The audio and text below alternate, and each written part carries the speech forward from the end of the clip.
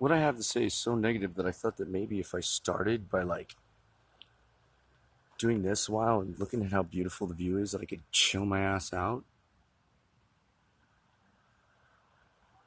I now have gotten another ticket for no insurance because I couldn't get the thing to load from the phone. And I called her a fascist pig when she left because she's some college girl with a cool tattoo that's been helping some guy named Matt Carpenter harass me repeatedly. And I'm not going to go into the cop speech again about interrupting my self-talk and being very threatening and going for his gun while I was going for my camera and giving me a $115 ticket for coffee at 11 a.m. that the judge eventually dismissed, that they'll eventually dismiss this when I tell them that I have insurance. Oh, wait, I just did. Sorry. Anyways, what I was saying was, I'm over this. No one leaves you alone. It's a moralistic clusterfuck of a town. It really sucks that the primary response of all of America is we've become a, hey, you kids, get off my lawn country. Random indignance at something being screwed up. I know it's not my fault. It must be your fault, and let's fuck with the homeless people. So when I sue these people for 150 grand, I'm putting up a place to sleep, because if you don't give someone a place to sleep, criminalizing sleeping is cruel and unusual punishment. You have criminalized the bodily function. It will happen again. Jesus said the poor you always have with you, but this wasn't his prescription for how to deal with it. Literally, conservatives and militaristic blind faith assholes seem to think that just pull yourself up by your bootstraps, leave town, get a place to live, do whatever you want. What is it on me? You're sick? It's not my problem. No, it's not, but you're harassing me in the middle of the night for sleeping. There's a guy hired to bang on my truck. There's a guy hired to look under trash cans with a flashlight at 3 a.m, but you can't afford some services? Oh, then that would bring them here. They're everywhere. If you nimmy them to somewhere else, that's where they'll be. Then the problem won't get solved there also. This doesn't work. So yesterday, I was looking for my friend the deer. I didn't see my friend the deer, and who I saw instead while I'm putting lithium water on my skin over to Healing Spa in what used to be a resort in 1892, when they knew what that was, is Officer Carpenter surveilling me for putting water on my skin. I'm so much sugar and hypervigilant, and this is the most moralistic, hypervigilance exacerbating clusterfuck of a town that I'm seeing the trees as people walking towards me. Only here do people walk up and go, oh, I'm staring at you, and what's up with your skin? Well, that's really kind of disturbing. You think? Fuck you. Anyways, where was I? Oh, so I see Matt Carpenter, the cop, surveilling me, and he won't leave me alone. And now I'm leaving the lithium water place, and he's leaving it. So I figured, try humor and see what happens. So I say, hey, Officer Carpenter, have you seen my friend the deer? He marches right up into my face to be like, John's crazy and I got him now. I'm going to put him in a cage.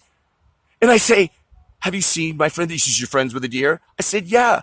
She started it, and the cop next to him, who's a Boy Scout, he's a cop the way a kid that shows up in a plane and is given wings. Hi, Bobby, do you want to be the pilot? Here's some wings. Now you're the pilot. He's never going to be a cop, and he's just a fascist pig in training. So he thinks it's hysterical, and the more he laughs, the more Matt Carpenter, the fascist pig, gets militaristically annoyed at the fact that I'm friends with the deer. And I say, the deer are very friendly. She started it. I was pretending to be Steve Irwin when she walked up and started kissing my hand. Have you seen my friend the deer? And he just kind of literally just glares at me like he wants to kill me for being crazy, scoffs to his little Boy Scout buddy, and marches away. I've been annoyed since. You want to know why? I don't give a fuck about the harassment. I let things go in real time. I've been in hell a long time, and that's how you get through it. The part that's annoying is when he literally wants to kill me for having a sense of humor because he's a blind faith, fascist, big, authoritarian motherfucker who probably went to Kandahar, killed some people, was trained to be a murderer by our insane imperialistic corporation. I mean country. And then when he came back here, thinks that one of the perks of being a fascist pig here is that maybe he gets to shoot me too and get away with it because I'm crazy.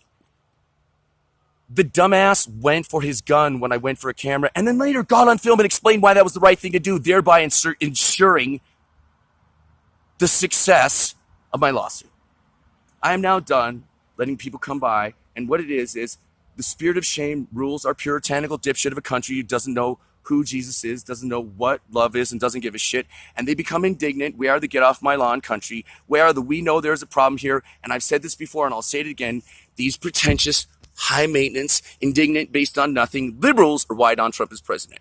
They went off and created their own reality where they have two pennies to rub together. And since I was sick the whole time, I didn't get to. And what they're saying is, you're a mess, and why I don't have to look at that.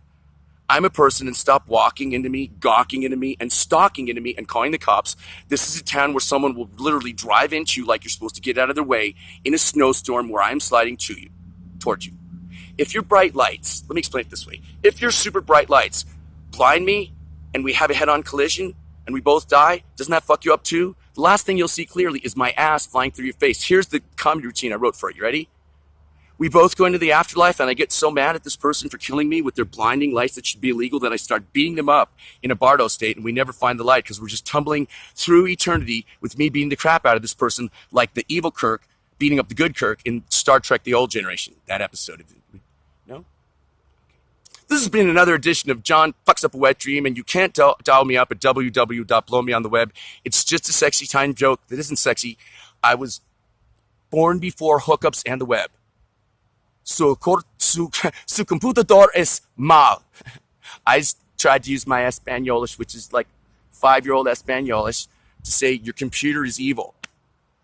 In Time Bandits by Terry Gilliam, back in the day, I will stop saying crazy shit like I am the prophet of the Lord and I'm the only one who saw Steve Jobs was an insane megalomaniac who died because he thought he was a pancreatologist and tried to drink a smoothie. Look it up.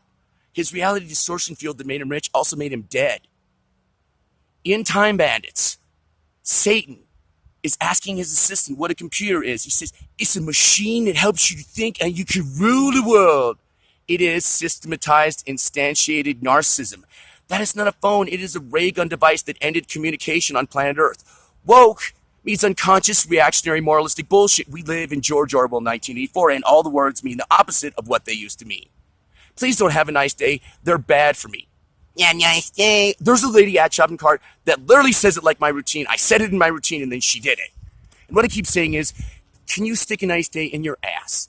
Your nice day is a vampiric attempt to PC police my shitty day and turn it into a real shitstorm, right? I started in hell, and you turned it into a dumpster. What does the guy say that Trump is? He's a shitstorm in a dumpster fire. So please don't have a nice day, and fuck you, Ashland, Oregon. You're evil and dumb.